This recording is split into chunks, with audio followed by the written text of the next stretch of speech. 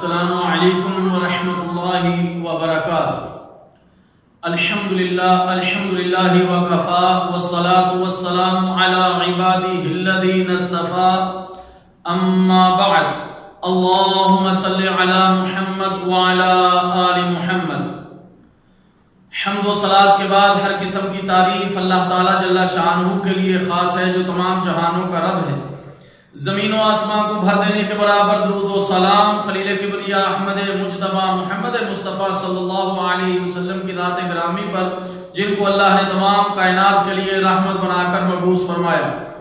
میرے محترم دوستو، اللہ تعالیٰ جل شانہ نے دنیا میں زندگی گزارنے کے لیے ایک نظام اور سسٹم عطا فرمایا ہے جسے اسلام کہا جاتا ہے۔ یہ واحد سسٹم ہے جو انسان کی تمام ضروریات کا بہترین حل پیش کرتا ہے اور دنیا و آخرت میں کامیابی کا ضامن ہے۔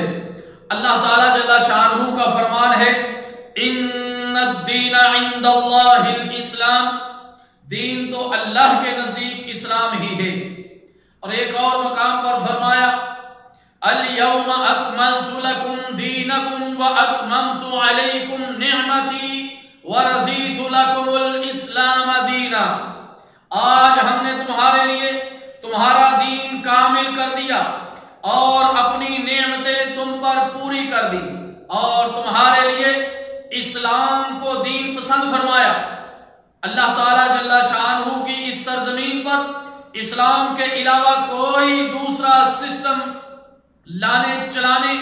اور نافذ کرنے کی اجازت نہیں ہے، اور مالک کائنات کے نزدیک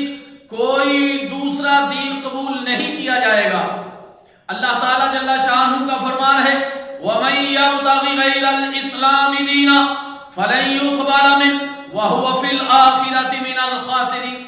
اور جو شخص اسلام کے سوا کسی اور دین کا طالب ہو وہ اس سے ہرگز قبول نہیں کیا جائے گا، اور ایسا شخص آخرت میں نقصان اٹھانے والوں میں سے ہوگا۔ اسی دین کی تبلیغ کے لیے اللہ تعالیٰ جل شانہ نے محمد رسول اللہ صلی اللہ علیہ وسلم کو اپنا رسول اور پیغمبر بنا کر بھیجا، اور آپ صلی اللہ علیہ وسلم پر کتاب و حکمت نازل فرمائی، ان میں بندوں کی بھلائی، دینی عقائد و عبادات کی تصحیح، دنیاوی امور کی اصلاح اور انہیں اعلیٰ اخلاق سے آراستہ کرنے کے تمام اصول و ضوابط بیان فرمائے۔ انسانوں کی بھلائی کا کوئی ایسا پہلو نہیں جس کا تذکرہ کیا ہو اور اسے نقصان دینے والا کوئی عمل نہیں جس سے آگاہ نہ کیا ہو۔ نبی مکرم صلی اللہ علیہ وسلم نے اپنی امت کو ایک روشن اور چمکدار شریعت پر چھوڑا، جس کی رات بھی اس کے دن کی طرح روشن ہے۔ اس سے وہی روح گردانی اور پہلو تہی کرتا ہے جو ہلاکت سے دوچار ہونے والا ہے۔ اسلام کے 3 بڑے اصول ہیں، ایمانیات، عبادات اور معاملات۔ عبادات میں کچھ عبادات فرضی ہیں، انہیں ہر حال میں ادا کرنا ہر مسلمان پر ضروری ہے، اس کے بغیر کوئی انسان مسلمان نہیں ہو سکتا۔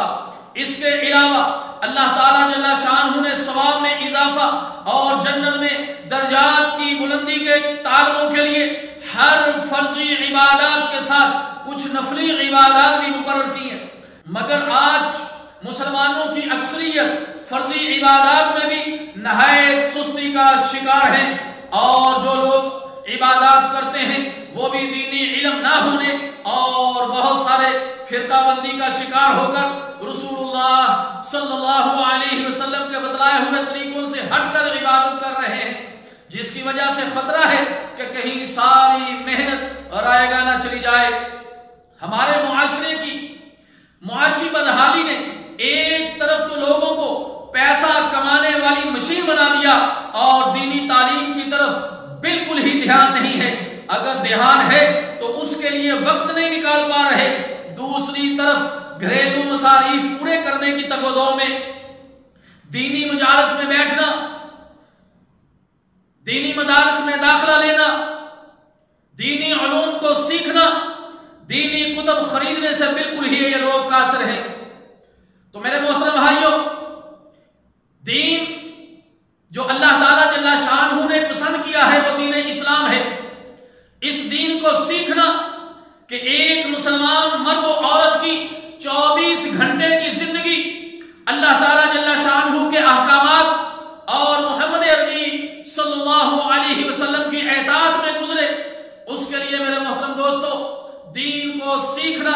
دین اسلام کو سیکھنا نہایت ہی ضروری ہے۔ اس کے لیے دینی مجالس کو اٹینڈ کیا جائے اور اپنا وقت نکال کر علماء کرام کی مجلس میں بیٹھا جائے اور وقت نکال کر مدارس دینیہ کے ساتھ رجوع کیا جائے، اور اسی طرح کتب دینیہ کو خرید کر ان کا مطالعہ کیا جائے تاکہ ایک مسلمان اپنی 24 گھنٹے کی جو زندگی ہے وہ دین اسلام کے مطابق گزارنے والا بن جائے۔ اللہ تعالیٰ جل شانہ سے تو دعا ہے کہ اللہ تعالیٰ ہمیں دین کو سیکھنے کی اور اس پر عمل پیرا ہونے کی توفیق عطا فرمائے۔